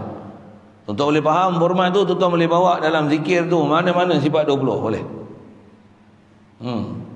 La wahdaniyah illallah, la qudrata illallah, la iradata illallah, la ilma illallah. Jadi nafi-nafi apa? Nafikan sifat. Sifat tu yang dinafikan, melainkan yang ada sifat ni hanya Allah. Sifat wujud, sifat baqa, sifat qidam, sifat mukhalafah lil hawadith ni. Qiyam bi nafsi, la qa'ima bi nafsi illa Allah. La kudrat, sifat kudrat Allah saja ada kudrat. Zat yang bernama Allah saja ada kudrat. Zat yang bernama Allah saja ada iradat. Zat bernama Allah saja ada ilmu. Zat yang bernama Allah saja ada hayat. Zat yang bernama Allah saja ada kalam. Kita ni apa? Dia beri kita kalam. Prinsip dia kalau nak guna la ilaha illallah tu sama ya. La kalama illallah kalau sebut daripada belakang. La sam'a illallah, la basara illallah, la ilma illallah, la hayata illallah. Gunakan nafi jinsi tu. Dan jinsi tu nak nafi apa? Nafi sifat. Tak ada sifat hidup melainkan Allah. Ni kita ada hidup. Allah beri kita hidup. Dan bukan milik kita hidup tu. Betul apa? La amanata liman la imana liman la amanah lah. Hadirkan kita ni pemegang amanah. Allah bagi aku hidup. Ulama kita yang dia dah hurai ambil semua faham daripada Quran hadis, betul dia bawa tambah nak bawa bab ketuhanan ni tuan-tuan. Masya-Allah. Pergi ngaji dengan guru yang betul. Insya-Allah dapat fahaman betul. Sekalipun kita tak ambil perjalanan khas untuk istilahnya berjalan ke orang salah ni, insya-Allah boleh faham kita perjalanan tauhid tu macam mana. Kalau kita dah halobo nak bagi cari jalan betul-betul, mesti nak khas punya amalan, ada khas punya guru, mesti ada. Siapa yang istilahnya ada hemah yang tinggi, pergi cari jalan yang macam mana untuk dapat makin Allah Ta'ala dikenali dan dicintai, insya-Allah.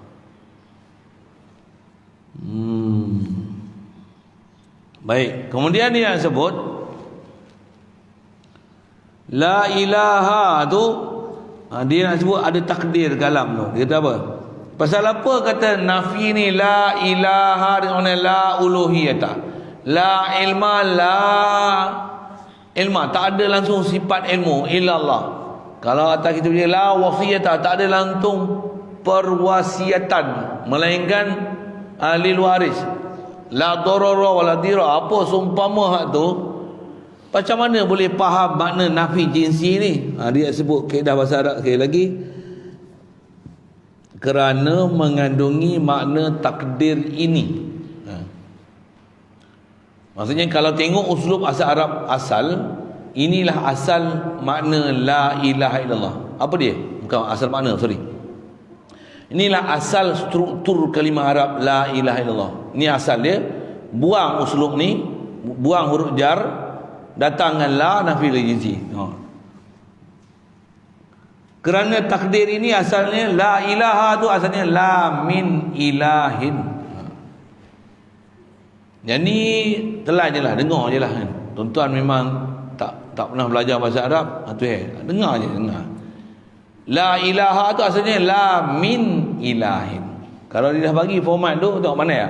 La wasiyata liwaris. Apa ni la wasiyata liwaris? La min wasiyatin. La ilma la min ilmin. La quwata la min quwatin. La imana la min imanin asalnya. Tapi buang min.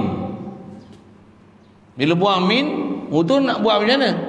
Itu yang nak nafi min ilah, min quwah, min iman, min wasiyah, min amanah. Kan kita sebut contoh-contoh ni. Min darar, min dirar. Tu asal dia. Bila buang min ni, itu nak jadi apa kalimah selepas min tu? Yang tu yang sebab kenapa dia dibina atas fathah. Tu yang baca, kalau tak ada lelaki, la rajula misalnya, fil masjid, tak ada seorang lelaki pun dalam masjid. Siapa? Kena PKP. PKPO. Apa tu? Perintah Kawal Pergerakan Kosong. Jangan ada seorang lelaki pun dalam masjid. Saja saya cerita karut sikit lah tu. Saya nak cerita PKPO tu. La rajula fil masjid. Tak ada siapa seorang lelaki. Apa ni la rajula fil masjid? La min rajulin. Buang min tu, letakkan rajul kat situ, nak menunjukkan tak ada siapa, tak ada daripada mana-mana lelaki. Tu min tu makna tu. Yang ni pun seluruh Arab. Saya nak cerita lebih-lebih lagi, panjang sangat cerita itu, cukup sekat diambil tu. Saya nak ajar formatnya. Bila format la ilaha la min ilahin, semua tempat macam ni dia ada makna. Asalnya ada huruf jar min, butuh buang min, letakkan majrur dia di tempat isim la, nafi lil jinsi. Sebab dia kata kerana ilah itu isim nakirah, dan makna nakirah itu nama yang dihantarkan bagi suatu yang tiada tertib bagi dirinya. Maksud tiada tertib tu tiada tentu bagi diri dia. Isim nakirah ni dia istilah common noun, maksudnya dia nama am. La ilaha, tiada ketuhanan. Tuhan kan umum, melainkan Allah. Allah saja ada ketuhanan. Jadi satu kalimah yang umum atau nama am, itu dalam bahasa Arabnya dipanggil isim nakirah. Jadi la min ilahin dia ada makna nakirah. Bahkan min tu nafi dengan min ilahin ni maksudnya tak ada apa satu tu sifat ketuhanan pun. La min ilah dia ada makna macam tu. Tu yang buang min, letakkan ilah tempat jadi isim la, maka pasal itulah baca la ilaha, makna yang sama dengan isim nakirah, kena nafi dengan jinsi. Yang tu mungkin tuan-tuan susah sikit nak telan, dengar je. Satu ngaji dah dengar, mana boleh telan. Mana agak tak jelas, minta penjelasan tu. Ada orang ni mengaji tapi dia nak tanya pun dia tak tahu apa nak tanya. Rasa macam faham tapi tak faham, rasa tak faham tapi faham. Maksudnya belum faham lah. Mengaji ni tuan-tuan, saya ngaji tu guru bagi pandai ni. Nak tahu kita faham tak faham, macam mana kita dengar tu dan kita faham, kita boleh cerita balik macam mana Tok Guru faham. Dan kalau ada Tok Guru tu, kita cerita balik apa yang kita faham, dia akan akui, betul faham kau. Yes, tu. Sama faham. Itu bukti kita faham. Jadi tuan-tuan faham tak faham, kena bagi reflect lagi. Kalau tak tanya, belum tentu faham. Cuma tak tanya, belum tentu faham tau. Pasal ada orang tak tanya tu pasal tak faham dan tak tahu apa nak tanya, pasal tak faham apa nak tanya. Ada juga.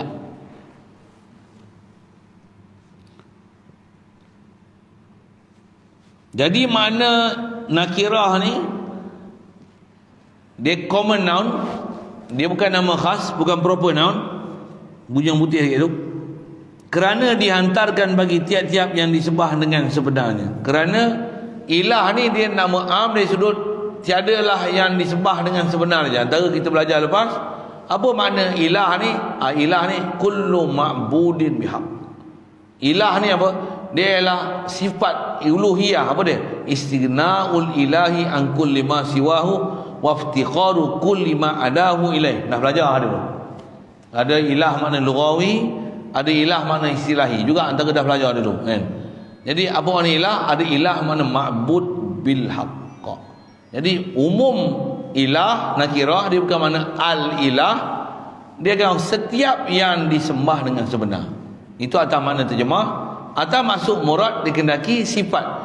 Tak adalah yang mempunyai sifat ketuhanan yang sebenar, yang dia tak hajat pada sesuatu, semua makhluk berhajat kepada dia. Itu atas huraian makna istilahi, makna la ilah. Makna macam ni dipanggil makna common, makna umum, hantarkan bagi tiap-tiap yang disembah dengan sebenar. Dia ada makna setiap yang disembah dengan sebenar, atau umum lafaz itu adalah ilah, nama am, isim nakirah, common noun. Ilallah, Allah ni proper noun, isim ma'rifah, nama khas. Atau istilah Arab sekali lagi, dia bukan saja isim ma'rifah, tapi dia a'raful ma'arif, isim ma'rifah yang paling ma'rifah.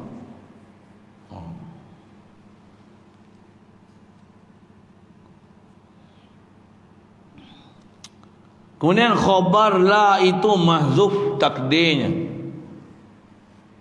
Ini kita khabar lah. Rasa happy tu tak? Masa pun panjang juga nak cerita dekat tu pun. Ni pun saya tak tinjam. Kau apa? 11. Pasal dia nak cerita mahzuf ni,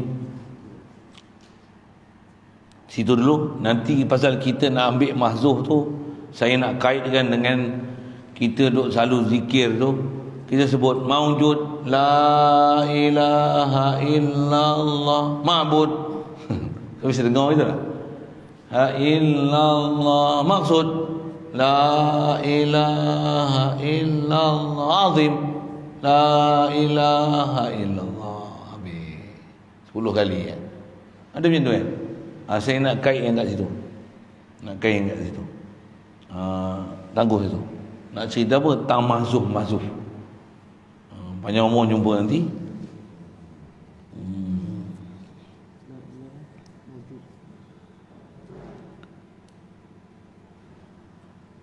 Khabar la itu mahzuf. Sambung itu situ. Jadi nak ke depan tu berhenti atas jalan raya, highway setengah jalan tu baca tak habis, nak habis ambus lagi, makan panjang sangat. Dengar tu pun kadang dah letih lah satu lah. Bagi letih lagi, saya seorang yang dengar cerita tuan-tuan tak telan. Memang mengaji kadang proses macam tu. Kalau ada yang boleh faham, duk lapar lagi, cerita lah lagi, berhenti buat apa, peduli apa, orang tak mau mengaji tu, aku nak mengaji. Biar dia sampai lapar. Sekali lagi dengar tu, nak sambung ni, biar macam tu. Ngaji memang ada tempat macam tu. Kalau ada orang tak faham pula, macam mana pula? Adalah dan peluang untuk pergi muzakarah, sembang-sembang ni. Faham tak tadi? Nak feel jinsi apa?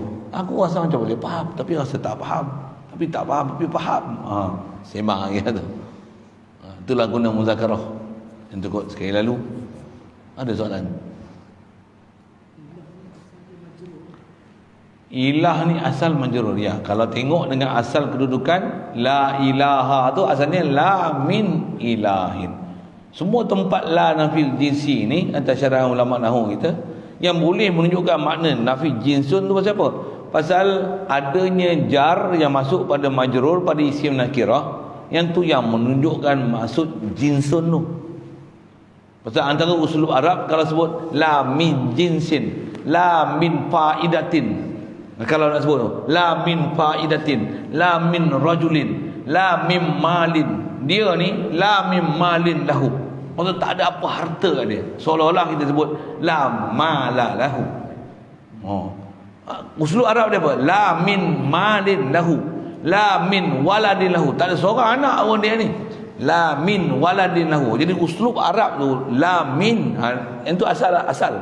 Tapi untuk dengan bahasa Arab pendek tapi menunjukkan makna yang sama, buang min, tinggalkan majrur, tu yang mabni ala fathah, tu yang jadi mabni ya.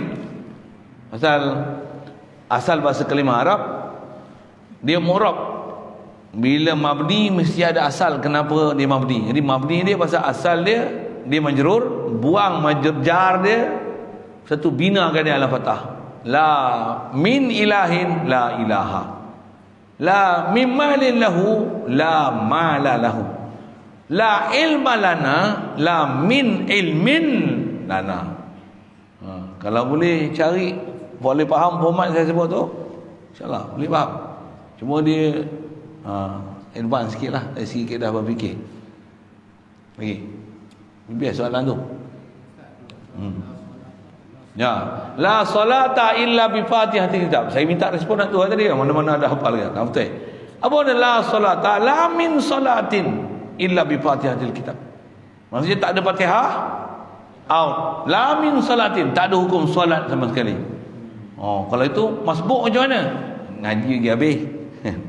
Itu baru hadis la salata illa bi Fatihatil kitab. Ada tak hadis yang kata illal ma'mum kan? Allahumma salli wa sallim. Inna ma ju'ilal imamu liyutamma bihi. Dijadikan imam untuk diikut akan dia. Jadi istilah ikut, panjang cerita tu, hadis-hadis satu-satu panjang. Tu yang nak ambil faham hadis, jangan hanya tengok satu hadis lah. Tapi betul tu soalan tu. La solata illa bi Fatihatil kitab. Apa maksud la solata? La bin solatin. Dia tak ada hukum solat apa-apa bukan. Melainkan dengan ada Fatihah. Betul? Itu soalannya. Ni. Ya. Bila kita mengucap la ilaha illallah, maknanya kita niat dalam kita nak nafi itu tiada ada sifat Tuhan. Boleh juga kita kata tiada ada mani, tidak ada kali pada makhluk. Tidak ada mani. Kali sifat Tuhanan pada makhluk. Hanya pada Allah saja. Maknanya banyaklah benda-benda yang kita boleh nafi yang sifat-sifat Tuhanan hanya pada Allah saja. Boleh tak macam kita yang mencakap ini? Ya, memang itulah maksud dia. Kalau jadi yang la ilaha illallah, tak ada sifat ketuhanan melainkan Allah. Cuma apa dia Khaliq Malik tu dah syarah khas tak? Ambil yang makna umum tu. Sifat ketuhanan hanya pada Allah. Cuma ketuhanan tu dia mesti dihurai mengikut partition dia yang betul. Dan ulama dah partitionkan kita untuk kita dah kan. Dia dah separate kat kita. Dah ada angles yang 4 tu kita selalu sebut. Zat, sifat, af'al dan juga milik. Itulah erti sifat ketuhanan. Ketuhanan dari sudut zat, ketuhanan dari sudut sifat, ketuhanan dari sudut af'al, ketuhanan dari sudut milik. Kalau faham hak tu betul-betul lah. Kalau semua nak borong sekali, mengapa ya gagau gitu kan. Macam mana itu dia first step dia. Jadi mesti nak nafi ke apa? Sifat ketuhanan takkan ada pada makhluk. Kalau kita hanya kata Allah saja yang boleh menunaikan hajat, maknanya makhluk tak ada boleh ada sifat menunaikan hajat pun. Lintasan masa kita ada ucap. Yang tu pun dia ada satu sudut perbincangan lain. Yang tu pandang pada sudut bila makhluk ni dia tak ada sifat ketuhanan. Antara sifat ketuhanan tu dari sudut zat, sifat, perbuatan dan milik. Zat khasnya berdiri sendiri. Makhluk tak boleh berdiri sendiri. Jadi makhluk ni sentiasa berhajat. Di keadaan makhluk hakikatnya berhajat. Waktu bila berhajat, kat kita tengok macam-macam hajat yang tertunai. Siapa penunai hajat? Surely faham makhluk ni berhajat. Ni sifat makhluk. Pasal makhluk tak boleh berdiri sendiri. Yang berdiri sendiri hanya Allah Ta'ala. Makhluk berhajat. Makhluk tak boleh tunai sesama makhluk hajat masing-masing. Yang menunaikan hajat hanya satu saja, Allah. Untuk tengok macam makhluk boleh tunai hajat. Makhluk bagi duit, makhluk boleh sebab sembuh, boleh tolong, boleh jaga kita daripada hujan, boleh jaga pada panas mentari, boleh bagi kita faham. Kan? Inilah kena faham peraturan cause effect yang Allah bagi jadi pada makhluk, jangan tenggelamkan makhluk yang kita tengok macam ni sampai menenggelamkan kefahaman ketuhanan tu nak isbat kat siapa. Itulah. Jadi huraian kepada bab penunai hajat tu, dia sudut lain untuk memahamkan makhluk ni. Pandang pada konteks ni, makhluk bukan ilah, jadi makhluk bukan Tuhan, makhluk tak boleh berdiri sendiri, zat dia pun tak boleh berdiri sendiri. Makhluk ni dalam empat konteks tu berhajat. Bila-bila pun kita sentiasa berhajat. Siapa berhajat? Atas nama status makhluk sentiasa dalam keadaan berhajat.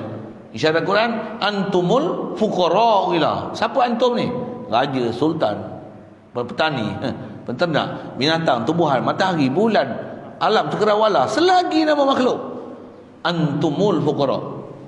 Orang ada akal pun berhajat, tambah batu kayu lagilah berhajat macam-macam. Berhajat besar sekali zat kita. Mana boleh kita ada melainkan berhajat pada Allah lah jadikan kita. Itu berhajat besar sekali kat kita. Berhajat. Pandang pada itu kita adalah fakir. Jadi kita duk sepahaman akidahnya tu duk tengok macam-macam makhluk boleh tunai hajat. Orang ni bagi bantuan, yang ni bagi beras, yang ni buah baja pokok kita hidup, buah air pokok ni hidup. Kan macam-macam sebab tu. Tengok macam kita berhajat kat air, hajat kat baja, hajat kat duit, hajat kat orang, hajat kat isteri, hajat kat anak, hajat dekat pemimpin, hajat dekat kan, hajat dekat pangkat, hajat dekat kebesaran, hajat rumah, hajat kereta. Dapat kereta tu macam tunai dah hajat kita. Terima kasihlah kereta. Sifu. Macam tu lah kan. Dah jatuh hati ke makhluk, jatuh cinta ke makhluk, mengharap ke makhluk. Kan kacau tu. La ilaha illallah. Boom. Makhluk berhajat. Allah tunai. Ni laluan aja. Itu kaifiat tauhid, kaifiat zikir, kaifiat fikir Allah Taala. Kita pokok tengok kering je ni. Itu buah dah baja. Buah try baja ni pula. Contohlah saya sebut saya kan. Saya menanam juga sikit-sikit. Tak jadi apa pun baja ni, kata bagus sangat. Buh lah baja ni. Baja ni mahal saja, tak boleh pakai. Orang ni murah, hanya baja lagi elok. Tapi ada musim lagi bubuh baja ni tak jadi apa. Itu rasa macam elok sangat. Rupanya ada kesesuaian dia. Musim hujan baja ni, musim panas baja ni. Macam tu rupanya. Dia ada kesesuaian macamnya. Bila musim bunga ni pula, musim bunga bubuh ni tak jadi apa-apa pun. Apa tu? Sebab laluan. Yang tunaikan semua siapa? Allah. Pasal hajat kita ke Allah, bukan hajat ke makhluk. Makhluk ni laluan. Jadi semua proses kehidupan kita duk lalu tu, dia sebenarnya jalan wasilah untuk tauhid Allah Taala. Yang inilah yang dinasihatkan dalam Quran, la tulhikum amwalukum wala auladukum an zikrillah. Saya hurai ke sana sikitlah kan. Nak cerita apa? Betul faham tu hajat tu. Cuma bila terus pergi sana lagi tak faham prinsip ni lah. Jadi bila faham makhluk ni tak ada sifat ketuhanan, makhluk ni berhajat tu siapa asal. Makhluk tak boleh tunai hajat makhluk. Yang tunai hajat kita Allah. Akidah dah ada. Tapi apa yang duduk depan mata ni menenggelamkan kita dengan melihat Allah Ta'ala penunai hajat. Apa jalan dia? Kenalilah makhluk ni siapa dan di mana kedudukan dia. Apa potensi yang ada pada makhluk. Dan sebenarnya siapa sebenarnya yang meletakkan makhluk di atas kedudukan itu. Kita belajar berhajat kat guru, tapi berhajat kat Allah laluan dia guru. Dia ada adab dengan guru, dengan mak bapak, kawan, sahabat andai kan, anak murid, anak isteri, binatang, tumbuhan, semua ada tata cara dia untuk kita bermuamalah. Jangan over. Jangan saja makhluk dijadikan makhluk ni macam Tuhan dari sudut pergantungan, pengiktiqadan, kefahaman, lagi apa lagi, pergantungan, kefahaman, kecintaan, kesukaan, keseronokan, matlamat kehidupan. Itu kacau. Faham dia pertama bukan ilah. Okey, siap. Bila faham tak betul lagi, dia terajak pula. Allah aja kuasa. Contoh kan, orang selalu sebut ni, makhluk tak ada kuasa, Allah aja kuasa. Saya nak pakai satu je. Makhluk tak ada kuasa, Allah tak ada kuasa. Ni masuk tempat wabak pun makhluk tak kuasa. COVID-19 tak ada kuasa, Allah ada kuasa. Habis-habis dia kena COVID. Itu dia sebar ke orang lain. Bawa celaka itu habis semua orang. Seekor kebau bawa lumpur habis semua terbalik. Punca dia punya akidah tak betul. Akidah betul, makhluk tak ada kuasa, Allah ada kuasa. Apa huraian makhluk tak ada kuasa tu? Bukan mengabaikan sebab musabab, bukan. Itu jadi masalah. Makhluk tak ada kuasa, Allah saja ada kuasa. Naik bangunan 40 tinggi lompat. Try tak? Makhluk tak ada kuasa, Allah ada kuasa. Tinggal anak bini semua kerja, Allah jaga anak bini aku. Ingat Allah kuli jaga anak bini kau. Mana kewajipan kau sebagai suami, wajib bagi nafkah? Dia Allah jaga, intan surullah yang surkum. Wow, itu kan maksud dia. Jaga. Pasal apa? Syaitan ni dia akan palingkan kita walaupun dia tak akidah yang betul. Perjalanan hidup syariat engkau pula dia bagi sihir. Satu, kita kena ada guru. Pahaman tu satu hal lah. Mesti dapat bimbingan betul pasal dia akan ada yang telajak, ada yang kurang. Kita tengah-tengah. Betulkan makhluk, ambil tempat makhluk. Jangan telajak, jangan kurang. Letakkan Allah sebagai ilah. Jadi di atas kata memang saya pun orang awam lagi. Dia tak faham je. Saya pun orang awam lagi. Bukan khas pun. Sabit saya ngajar nampak saya khas tak ada awam ni lagi. Kalau saya khas tak ada apa gini lah rupa khas orang lain. Dan kita tengok dia punya keterampilan dia. First apa ni panggil? First impression dia tengok dia ni bukan sebarang orang. Tengok dia bercakap pun lain. Cakap ini serupa macam kita je. Duduk sebelah tahulah siapa kita. Serupa je aku tengok macam lain ni ustaz ni. Serupa je itu kot dia lalu gitu. Lagi.